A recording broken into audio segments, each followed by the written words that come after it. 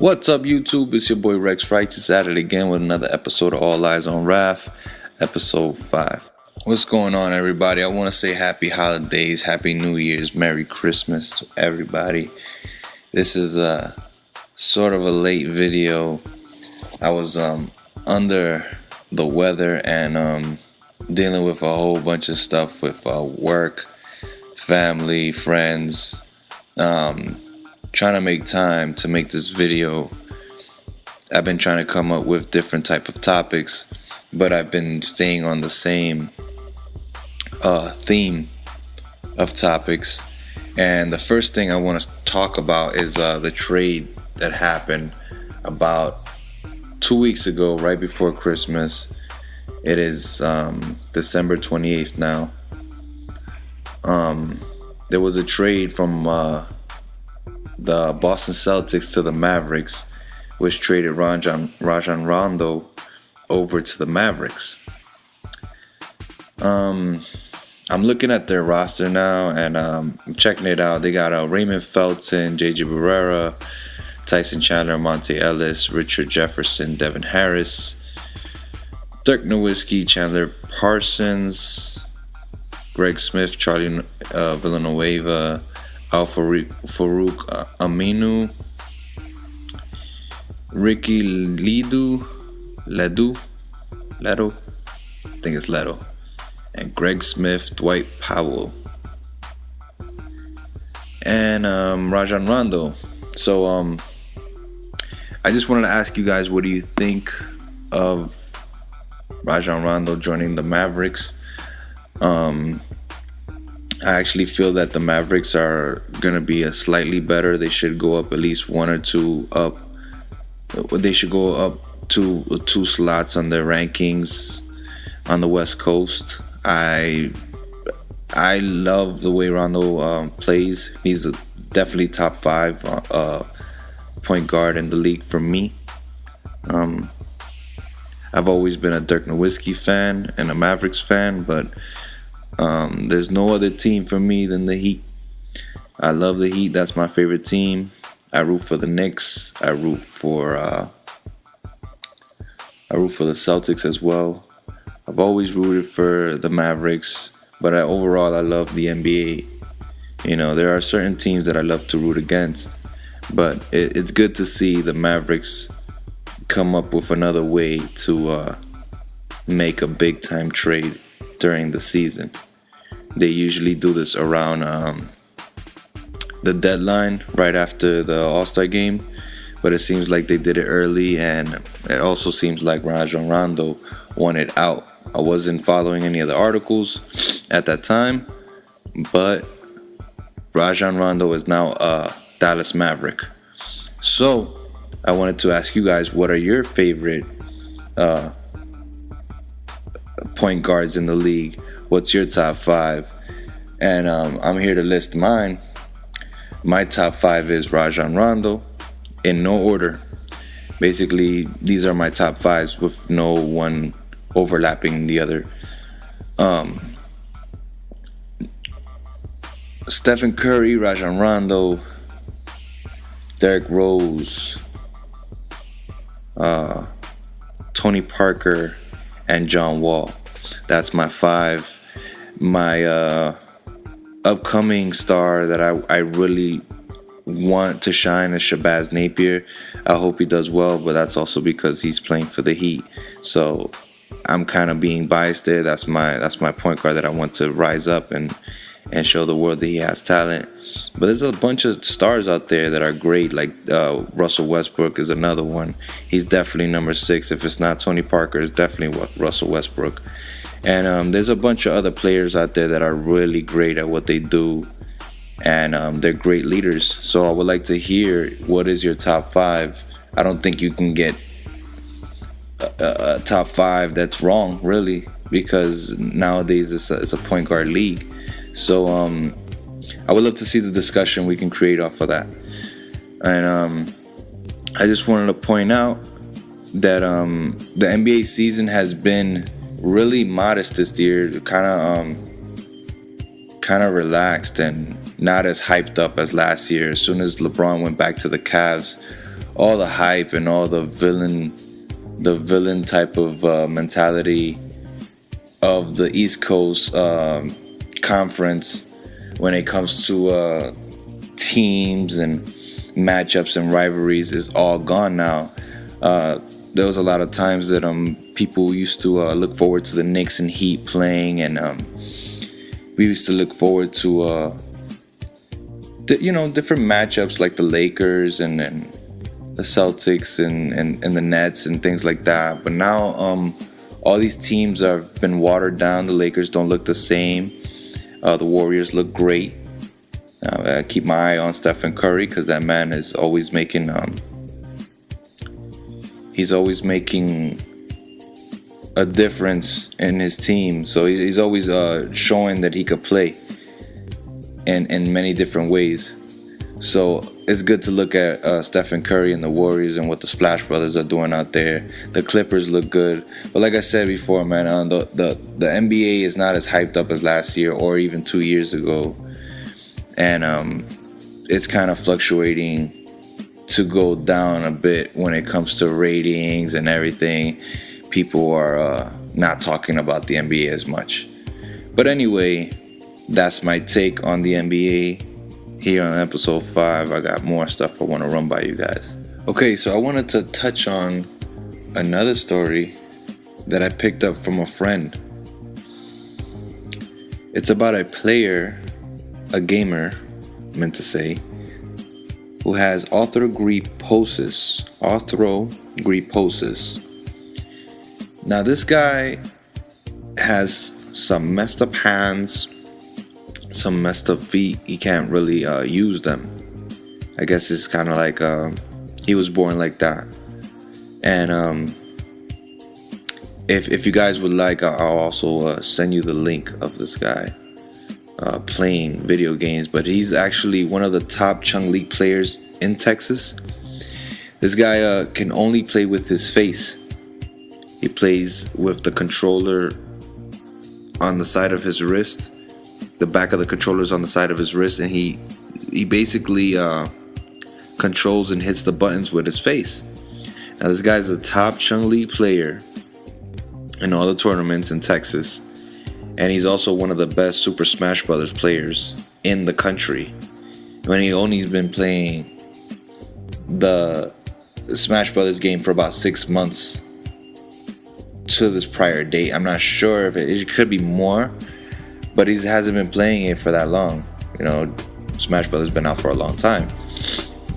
So I just find it pretty interesting that a guy like this can play with his face. I mean, I used to play Street Fighter, and I still play Marvel vs. Capcom, and Chun-Li is in that game.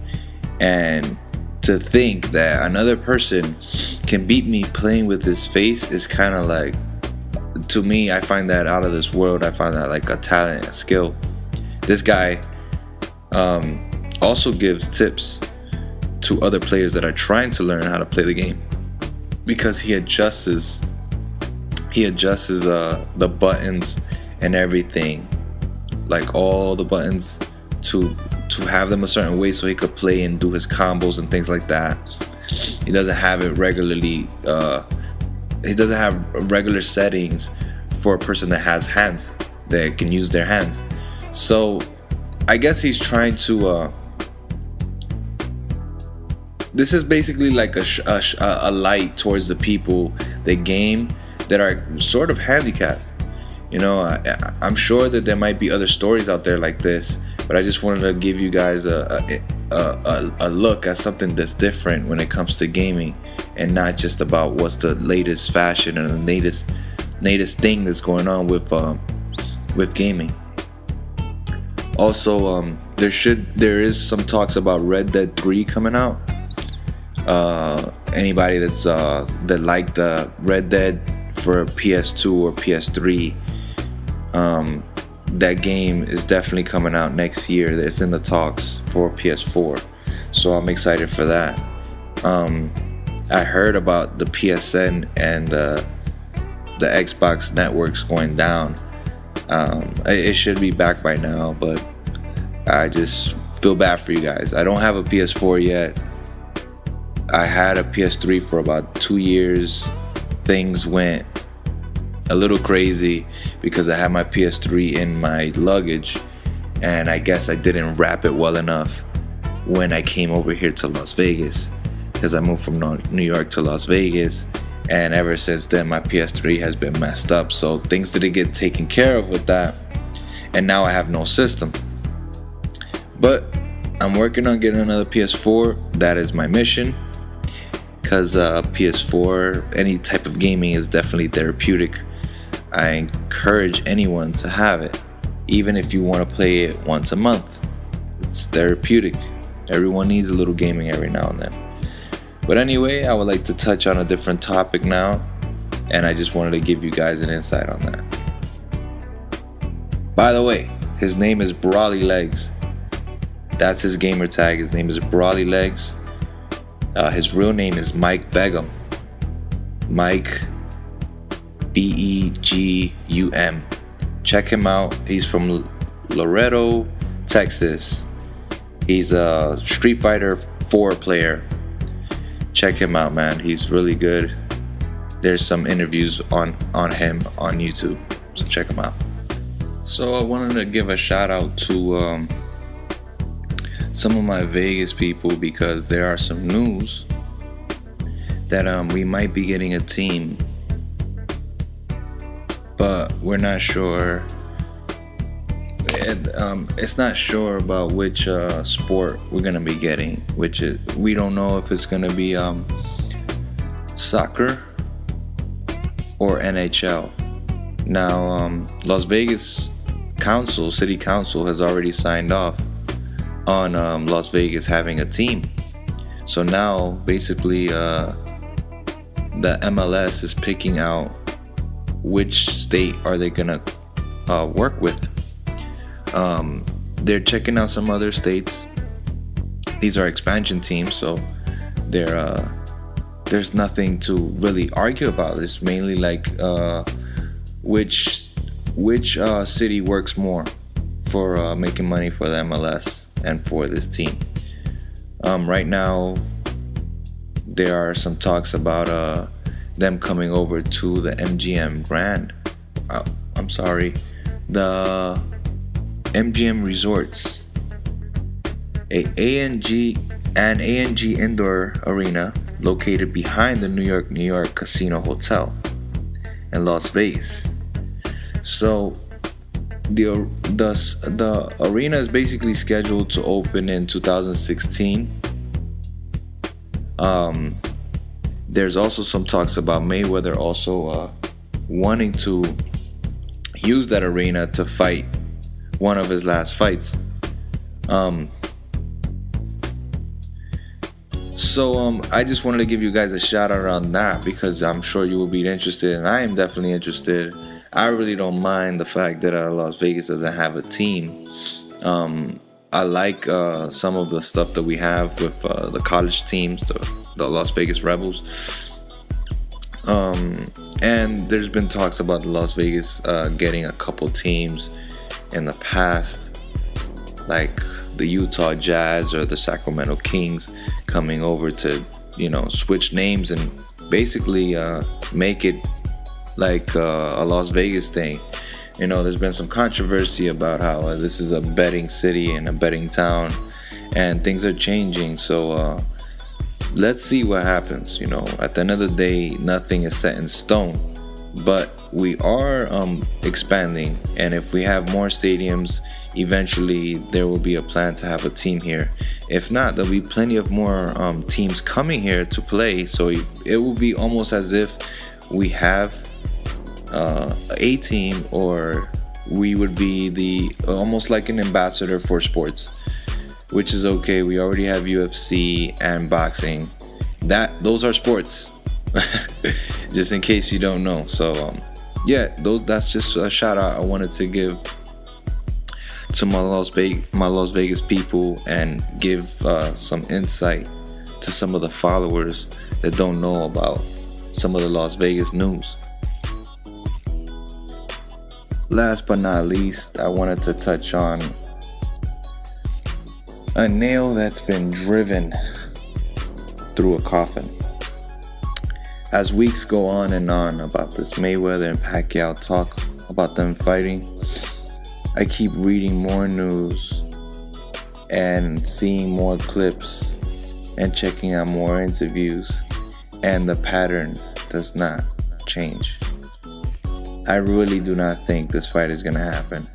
I actually touched on this in my last episode, mainly because I was excited for the fight, and I was assuming that it was gonna come out in a more showman way. And it has nothing to do with Mayweather or Pacquiao. I really can care less about their personalities and all this kind of stuff, because yeah, they are entertainers. That's very true. That's what sportsmen are. They are entertainers to begin with. But this has nothing to do with personality or any of that kind of stuff, because if you're a boxer or some kind of person that plays sports or entertainer, things like that, you are usually not the person that's going to fund to see you do anything. It's not like I'm gonna pay to see myself fight, or I'm not gonna pay to see myself play basketball, or I'm not gonna pay. Like, that doesn't make any sense. Okay, there was $200 million up for grabs when it came to this fight. There's basically a funder from Dubai that wants to make the fight happen. Now, his dream is to have them fight in Dubai. These guys, this is coming from a country that every single person in that country, I'm sure not including kids, but of course they're part of rich families, so yes, we could include them, where every single person in that country is they are millionaires. So, they're basically telling Mayweather, hey, we have the money, we want to see you fight. They don't. I'm assuming that they don't care if they don't fight in Dubai, because that stuff can get tricky. There's a lot of contracts and a lot of clauses, a lot of things that will be. It could cause lawsuits, so that's not gonna be always possible. But with money, everything's possible. So yes, I would want to see the fight in Dubai. Maybe they could fight twice, but that's more of a mentality that's like from the 80s, where people just dream big, wish big, and make things happen. And that's the era that I'm from. That's the era that I know. 90s, 80s, 2000s, early 2000s, when people tried to make things groundbreaking. Now, this guy Mayweather has tried his best to make the fight happen on his end the way he could, but there's a lot of holes in his story. And from what I've been reading on Twitter, from reporters, and even Manny Pacquiao himself has been saying that he's done everything to make it happen. He's trying to X out his own promoter. He can't not pay him, to be a part of it, but he's trying to not let him negotiate for him, because Pacquiao's at a point where he wants to fight for charity. This guy wants to fight to say that he's the best. That's it. He's giving more than half to Mayweather, and Mayweather doesn't want to fight. So the issue is basically with Mayweather and Al Heyman. Now, these two guys are the ones that have most of the fighters on their side, and most of the fighters that are on their side are not fighting each other. So this is why, to me, it's a big deal, because if they were to fight, everything would open up, and then we would see matches that we could only dream of. Knockouts, tournaments, belts exchanging, fights in different places. because like as you can see, Pacquiao has fought in China, and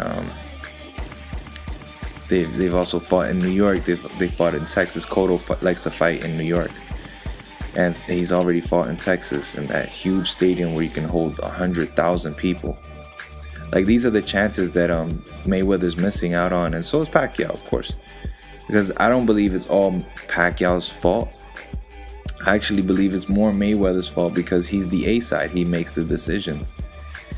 So, you know, what is there to happen? What can happen from this point on when the facts are showing that Mayweather does not want to fight Pacquiao? Does not want to fight him. He does not want to fight him. There's so many ways to say that he doesn't want to fight him. One, it could be that he's just too fast for him. Two, it could be Mayweather's hands are too brittle. You know, if you can look this stuff up. I like to generalize things because I don't like to dive into so much detail, so like that you guys can do your own research. But this man's hands is brittle. He uses certain agencies to check on his blood and certain drug testing, so like that he doesn't look like a bad guy. So when he doesn't basically fail a blood test of any sort, because he injects things in his hands to numb his hands when he fights. If you know boxing, you know that this man's hands is brittle, and it's not anybody else's fault but his. But there's multiple reasons of why he doesn't want to take the fight. You know, he calls himself Money Mayweather. There's a lot of money at stake, and you only have 2 fights. I don't know who else are you gonna fight. So this is what I want to see from here on out. Mayweather's a very smart businessman, and he'll wait. That man will wait. Also, Showtime and CBS is basically saying to him, if you don't bring us something on the magnitude of Pacquiao, which there is nothing left, but if you don't bring something closer to the magnitude of Pacquiao, you get no date. You get nothing. We're not going to promote you. We're not going to help you. You know? So Mayweather has to go hard right now. You know, the holidays are here still not even New Year's. So I don't even want to drive this story into the ground, because I honestly am overwhelmed with all the stories that keep coming out. But at the same time, I think it's a little bit exaggerated and oversaturated. So basically, I really want to see what Mayweather comes up with, because he's a very smart man and he's still a good boxer. He has a lot of skills, a lot to show, and I know that he wants to show people that he's still elite and he's still the man. So there's some talks of him fighting Cotto. He's trying to pay Cotto to come over to the Al Heyman side, because Cotto's with Top Rank. It just doesn't make sense to me. Cotto's a smart fighter as well, and he can choose a whole nother coach and fight with somebody else. But I don't know if he's gonna be willing to take 40 million and just rock with Mayweather. But if you look at it on a note where Cotto is trying to leave early and just be like, man, I'm done with, I just want to retire, that's a good fight. I take my 40 million, I go train hard and try to destroy Mayweather, and if I lose, I lose, or whatever, you know. But to the critics, who knows how Mayweather's career is going to end. I think that's a really harsh statement to make and say that he's not going to be known as one of the greatest. The only thing I can say is, if he doesn't fight Pacquiao, I don't think he's going to be able to be on the same. I don't think he's going to be on the same level as Pacquiao. I think Pacquiao might be up there higher than him, just a tad bit. The undefeated record is big time, but if you're known as the guy that dodged Pacquiao, you know, you're done. This is not another sport. This is boxing. It's a one-on-one thing. You don't fight Pacquiao, you're done. You know. That's basically what people are gonna say. So, you know, do your research before you come and argue with me, because I've had people argue with me before, and it's cool because we could sit down and chat and bring facts to the table. But I just want to see good fights. That at the end of the day, that's all that matters to me. I don't care about all this extra stuff. Mayweather's a great fighter, but he's also very arrogant. So I would just like to see something happen. And if people can make good business moves and someone can bring some more excellence to the table where we can make these guys fight, I would love to see it happen. Until then, I don't think this fight is going to happen unless Mayweather is serious about fighting at this AEG indoor arena, the MGM Resorts. That's what was told to me. That's what I heard on the radio as well. Here in the Las Vegas radio, they said that he might fight behind the New York Casino Hotel, which is an indoor arena, and he could try to sell that out.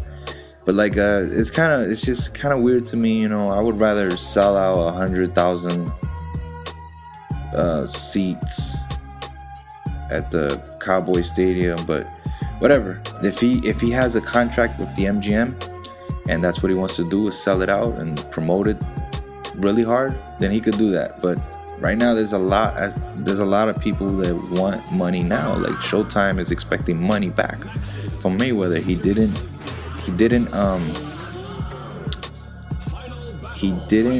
fulfill the contract.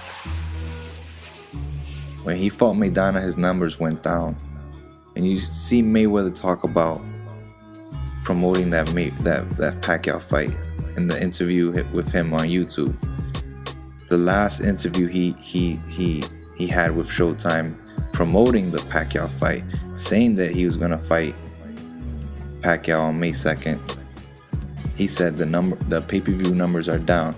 He didn't say Pacquiao's numbers are down. He didn't say his numbers are down. He said pay-per-view numbers are down. And he's some to blame for it, because he's kind of the face of boxing. So is Pacquiao. But hey, Pacquiao's not having problems. He'll take a guy to China, easy, sell out, everything's cool, you know. And the ratings are coming back pretty good over there, so they compensate. But Mayweather, you're an American fighter. You have to bring some dollars to the table. So that's it. I'm done. I'm not gonna continue to hammer this nail into the coffin. But you guys give me some feedback. Let me know what you think. It's been great. Been a great week, and I'm gonna try to hit you guys really soon with episode 6. I would like to hear some feedback from you guys. So you guys stay tuned. Have a blessed week and a blessed New Year's. Hope you guys enjoy your time with your families and try to kick knowledge to those kids, man. I know they knuckleheads, but you know, some kids are good. Not all kids are bad. But I'm just saying, man, even if you're 16, you're 18, 20 years old, try to kick some knowledge to some kids, make some phone calls. Call them up, man. Hit me up. Your friend, your boy, it's Rex Righteous, Rafael Cabo, you already know. Hit me up on IG. Keep in touch, peoples. All right.